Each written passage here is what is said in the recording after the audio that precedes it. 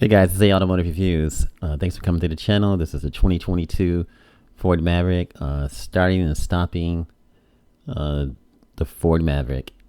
It's an awesome video, quite technical. This is technical, but don't be intimidated by it. It's going to be an awesome truck. It's very easy and very basic, and you can say trying to think of a word for it. It's very predictable in the way that you use it. Nothing complicated about it. Enjoy the video, guys. Have an awesome and terrific day, and thanks for coming by the channel. And remember, like, share, and subscribe, and enjoy. Starting and stopping the engine in the 2022 Ford Maverick. Precautions. Extending idle at high engine speeds can produce very high temperatures in the engine and exhaust system, creating a risk of a fire or other damage. And do not park idle or drive your vehicle in dry grass or the dry ground cover. The emission system heat up and the compartment and exhaust system can create a risk of fire. Do not start the engine in a closed garage or another enclosed areas. Exhaust fumes are toxic, and always open the garage door before you start the engine. Failure to follow these instructions can cause personal injury or death. Do not use starting fluid, for example, ether, any air intake system. Such fluids could cause immediate explosive damage to the engine and possible injury. Exhaust leaks may result in the entry of harmful and potentially lethal fumes into the passenger compartment. So if you smell exhaust fumes inside your vehicle, have your vehicle inspected immediately. Do not drive it if you smell exhaust fumes. These are just some of the legalese that Ford has to go through regarding the starting and stopping engine precautions. Now, the powertrain control system meets all the Canadian interference causing equipment standard requirements regulating the impulse electrical field of radio noise. Now, if you stop your vehicle and leave the engine idling for a long period, we recommend that you do one of the following. Open the window at least 2.5 centimeters or 1 inch. Set your climate control to outside air. The ignition switch. As you see 0, 1, 2, and 3. Switching the ignition off, turn the key to the position 0. Switching the ignition to accessory mode, turn the key to position 1. Electrical accessories, for example, the radio, operate without the engine running. Switching the ignition on. Turn the key to position 2. All electrical circuits and accessories are operational, and the warning lamps and indicators illuminate. Starting and stopping the engine. Starting the engine. Turn the key to position 3. Release the key when the engine starts. There is position 3. Now, if you have push button start, if equipped it, starting the engine off, or must I say starting the ignition off. When the ignition is on or in accessory mode, press the push button ignition switch once without your foot on the brake pedal. Switching the ignition to accessory mode. Now, when the ignition is off, press and push the ignition button or push button ignition switch once without your foot on the brake pedal. All the electric circuits and accessories are operational, and the warning lamps and indicators illuminate. Your vehicle has a battery saver feature that shuts your vehicle off when it detects a certain amount of battery drain or after approximately 30 minutes of inactivity in the accessory mode. Starting the engine. With the transmission in park, press the brake pedal and press the push button ignition switch.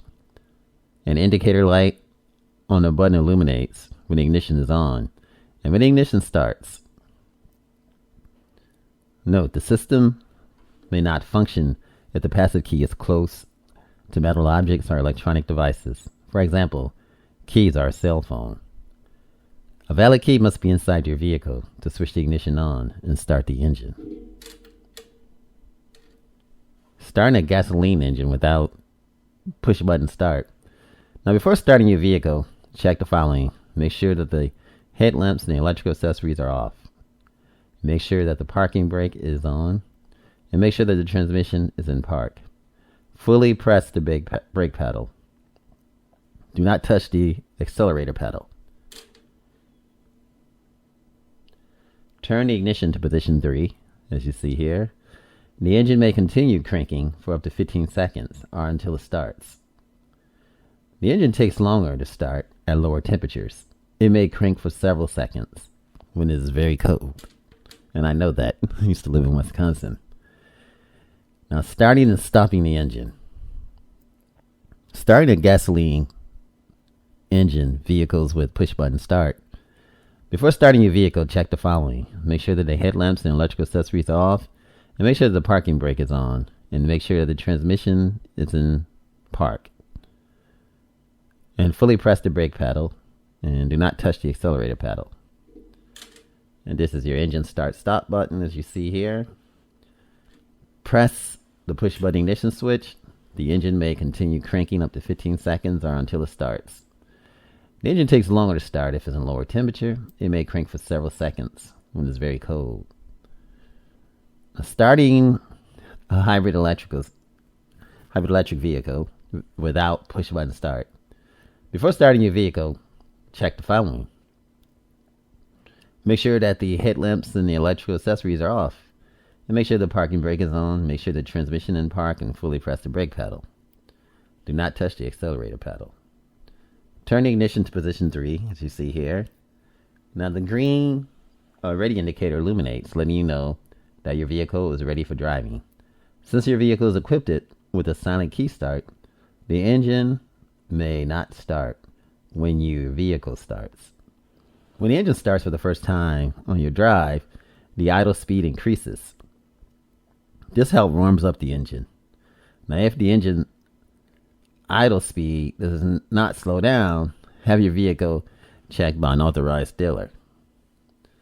Now, starting a hybrid electric vehicle system. Now, vehicles will push button start. Before starting your vehicle, of course, check the following. The headlamps, the electrical accessories are off, and make sure the parking brake is on, and make sure the transmission is in park. Do not touch the accelerator pedal. Fully press the brake pedal. Press the push button ignition switch. The green radio indicator illuminates, letting you know that your vehicle is ready for driving.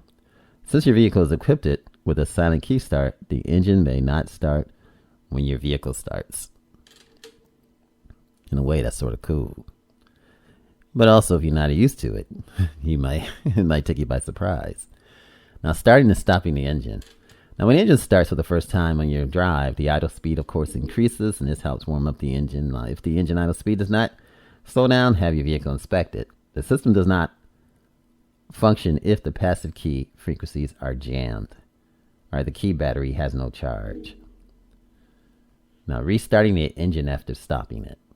Now, the system allows you to start the engine within 10 seconds of switching it off, even if it does not detect a valid passive key. Now, within 10 seconds of switching the engine off, fully press the brake pedal and press the push button ignition switch. Now, after 10 seconds, you can no longer start the engine if the system does not detect a valid passive key. When you start the engine, it remains running until you press the push button ignition switch, even if your vehicle does not detect the valid passive key. If you open and close the door when the engine is running, the system searches for a valid passive key. Now, if you're in cold climates, you may have an engine block heater if equipped. Engine block heater.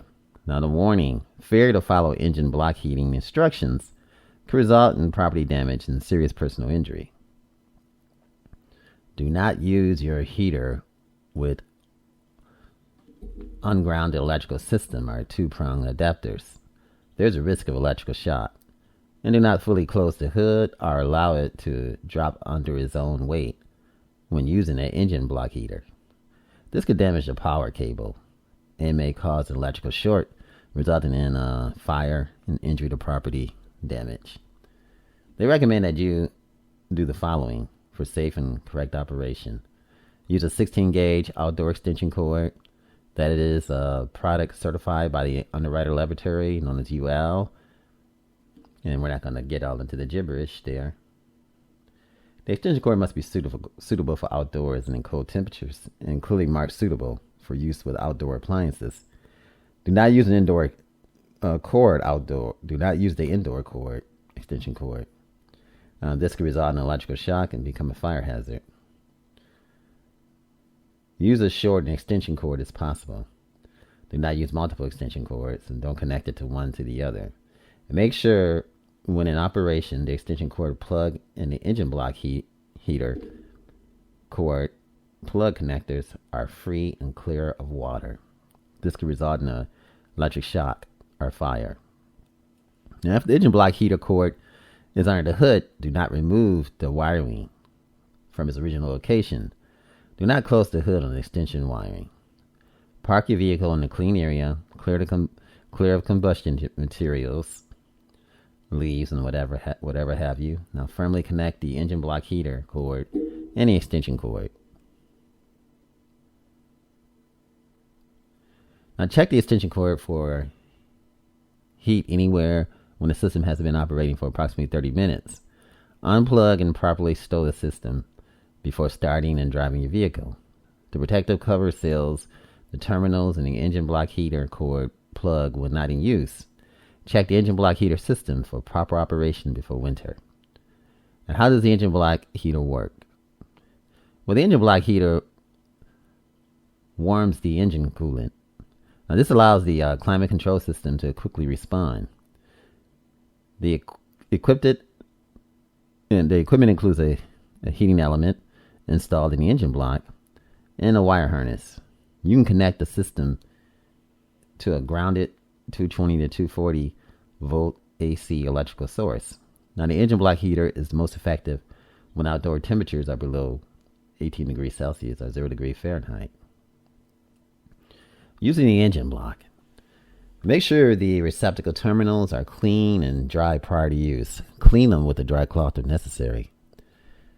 The heater uses 0.4 to 10 kilowatt hours of energy per hour of use. The system does not have a thermostat. It achieves maximum temperatures after approximately 3 hours of operation. Using the engine block heater longer than 3 hours does not improve the system performance and unnecessarily uses electricity. Stopping the engine. Stopping the engine when your vehicle is stationary. The vehicle is without push button start. Shift into park, apply the parking brake, wait until the engine reaches idle speed. Turn the key to position 0. That's how you stop the engine. Stopping the engine when your vehicle is stationary vehicle with a push button start. Shift into park, apply the parking brake, wait until the engine reaches idle speed. Press the push button ignition switch.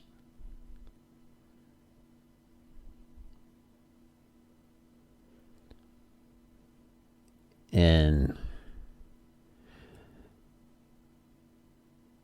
this includes part 1. There'll be a part 2 that's starting and stopping the engine next. Thanks for watching. This is Automotive Reviews. Remember, like, share, and subscribe, and have a wonderful day. This is Automotive Reviews. Thanks for watching, sharing, and subscribing. And have an awesome and fantastic day. Much love. And again, thanks for coming by.